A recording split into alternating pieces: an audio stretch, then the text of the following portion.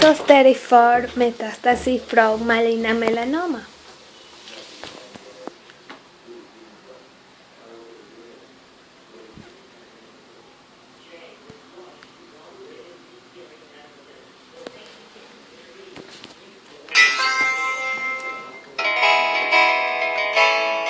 Melanoma is the deadliest type of skin cancer. It accounts for only 4% of total skin cancers diagnosed, yet 73% of deaths due to skin cancer are because of melanoma. Melanoma primarily happens in Caucasians, yet it's important to remember that Indians, African Americans, Asians can also get melanoma.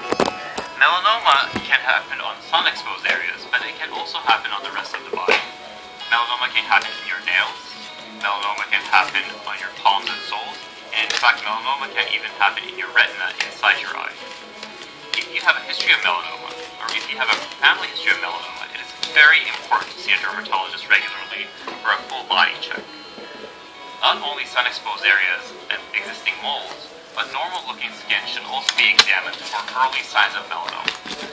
Most melanomas arise just de novo.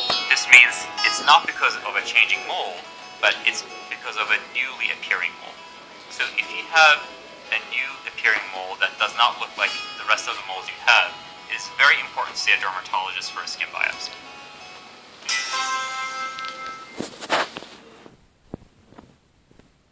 Definition. Melanoma is a tumor that has a high tendency to metastasis to the skin. SOS34, metastasis oral form, metastasis melanoma square, of metastasis melanoma, visceral carcinoma spread to the skin, in dermatomal cross of succulent nodules. Malignant melanoma has a high tendency to metastasis to the skin. The malignant melanoma has a high tendency to metastasis to the skin.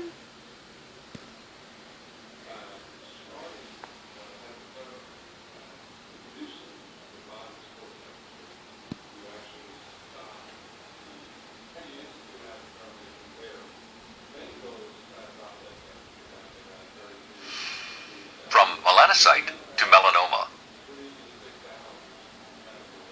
Melanocytes are cells that produce melanin, a brown-black pigment that determines the color of the skin, hair, and eyes in humans, and helps to guard against the damaging effects of the sun.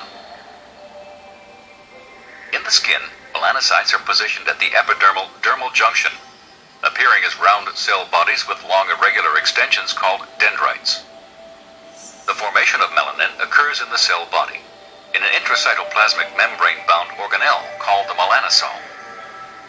Next, the melanosome is transported by microtubules toward the surface of the melanocyte to a neighboring keratinocyte. Melanosomes are then released into the matrix of the cytoplasm in the keratinocyte and accumulate in the supranuclear region of the cytoplasm, thereby protecting the nuclei of dividing cells from the damaging effects of the sun. Several factors such as heritable predisposition and genetic mutations increase the risk of malignant melanoma. Ultraviolet UV radiation, such as that emitted by the sun, is directly absorbed by DNA and is a major risk factor for all types of skin cancer, including malignant melanoma. When UV radiation is absorbed by a double bond in a thymine base, the double bond opens, allowing the base to react with nearby molecules. If a UV-modified thymine base is adjacent to another thymine base on the same DNA strand, the two molecules can form a thymine dimer as a result of covalent bonding. The reaction most often involves the formation of two new bonds between neighboring bases, yielding a four-membered ring. The structural consequences of a UV-induced reaction include local distortions in the helix and a kinking in the DNA strand. If UV-related damage is not corrected by molecular repair mechanisms, DNA transcription and replication are blocked, and genetic information may be permanently mutated. Genetic mutations in melanocytes are associated with histologic changes along a continuum that may culminate in invasive malignancy.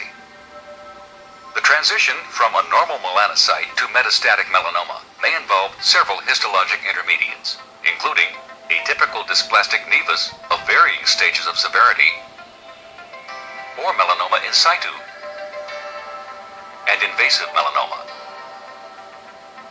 Indeed, melanoma is diagnosed and treated during the radial growth phase have been shown to have an excellent prognosis. Currently, there is no cure for late-stage melanoma.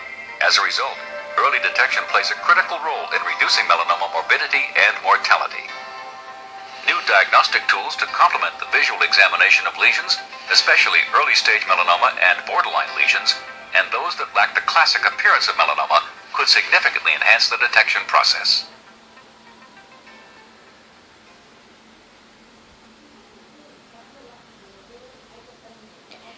Application in nursing care. Radial scan condition. Perform eye with minimum pre-frequency record for 24 hours. Provide maximum comfort. Conductors on these topics.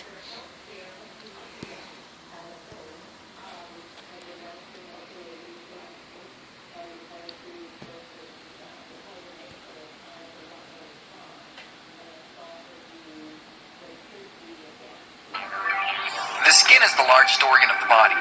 It serves many important functions, including protecting the body from infection and regulating body temperature and fluids. The skin is primarily composed of 3 layers. The epidermis is the outer layer of the skin and contains basal and squamous cells. Melanocytes are also found in the epidermis. These are cells that contain pigment, which allows the skin to tan and which also protect the deeper layers of the skin from the effects of UV sunlight exposure. The dermis, which lies below the epidermis, contains blood vessels, connective tissue, hair follicles, and sweat glands. The subcutaneous layer, which is the deepest layer of skin, contains fat cells and collagen. Skin cancer occurs when there is an uncontrollable growth of abnormal cells in a layer of the skin. There are 3 common forms of skin cancer that are distinguished by the types of cells affected. Basal cell carcinoma is the most common form of skin cancer. This type of skin cancer does not typically spread, but does require treatment. Basal cell carcinomas most often develop in the areas of the skin exposed to the sun. Squamous cell carcinomas develop in the middle layer of the epidermis. This type of cancer can spread and can be life-threatening if not treated appropriately. Abnormal growths of melanocytes, called malignant melanomas, are the most aggressive form of skin cancer. Melanomas can spread quickly to other parts of the body and to organs.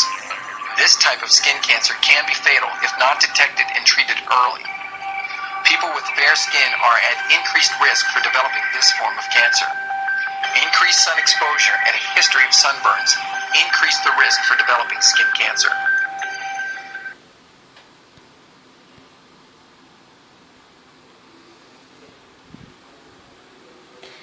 Risk factors. Ultraviolet radiation, age, gender, personal factors, race, family story, disease and skin lesion. Symptoms as the A, B, C, D, E, pigment lesion. A. Asymmetry one side of an abnormal area. Borders the waxy edge are red. Color the area change color turning black than brown, red, blue, white, or a mixture of those colors. Diameter the abnormal spot is larger than a pencil eraser. Evolution is appearance continues to change. Is happening Ecuador. In Ecuador, according to 2003 data from the National Geno Registry, 28 men and 24 women they suffer from this disease. Forbes says the incidence increased from 40 years, although there are some cases on younger ages.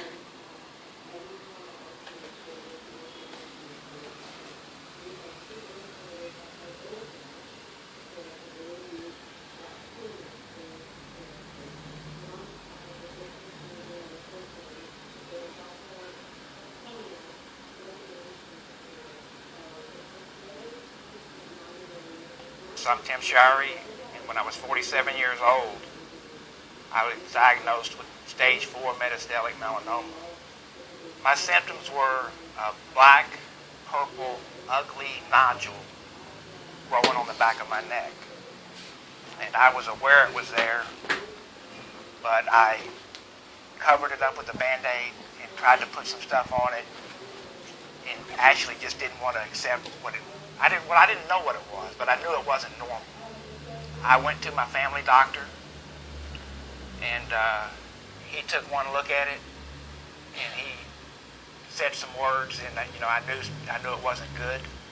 And I was at work 7 to 10 days later, and my mom had told me that you got melanoma cancer. I remember my first visit vividly. It was on the 9th floor. It's no longer being used for what it was then. The room was full. I was with my 2 brothers and my nephew, and I was very nervous. We got the paperwork done, and a lot of paper. Probably spent 3 or 4 hours there, and I was officially registered at MD Henderson. I went straight to the oncologist, Dr. Who, and I had surgery on that spot that the doctor cut off. 2.5, 3-hour surgery. And the prognosis was very good. It was not in my lymph nodes, and everything was good. Dr. Who put me on a type of chemo called interferon. The interferon, I continued 4 months at home giving my self a shot 2 days a week. I went 4 months, and then I'll never forget it. It was a Saturday morning. I was on my way to work, and I had my jacket in the back, and I put the jacket. I knew what was coming. I put the jacket on my lap, and as I'm going down the freeway, I started throwing up, and I had tears. I was very upset emotionally as well as sick, and I called my mom, and I said, "Mom, I can't do it no more. I can't do it. No more interferon. We're done with it." Dr. Who was all for it. He knew I gave it my best shot. Dr. Who was very personal, very knowledgeable. And every time I visited him, we talked about bowling, football. He always has analogies of what I was going through to like a football game. I remember one time he said, "Tim, we're throwing a Hail Mary," and stuff like that. So I could relate to it, and we always hit it off. And, he's one of my best friends. Conclusion.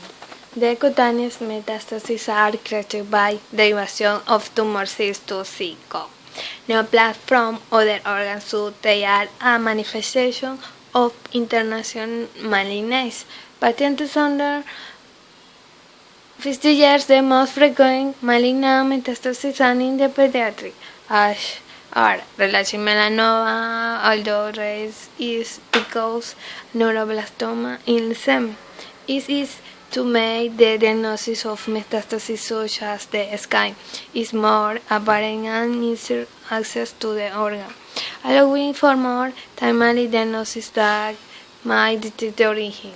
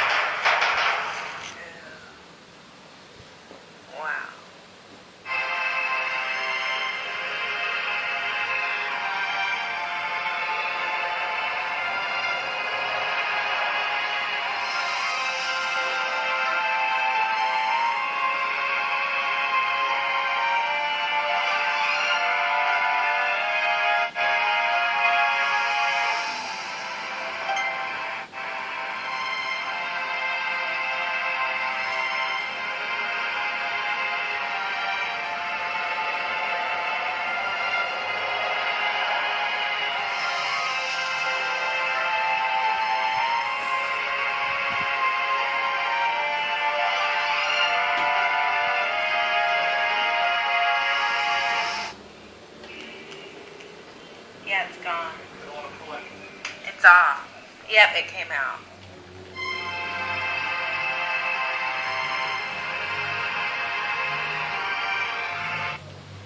So today is 1 week since we put on the black cell. We just pulled off the Band-Aid and the middle came out. So now there's just a hole.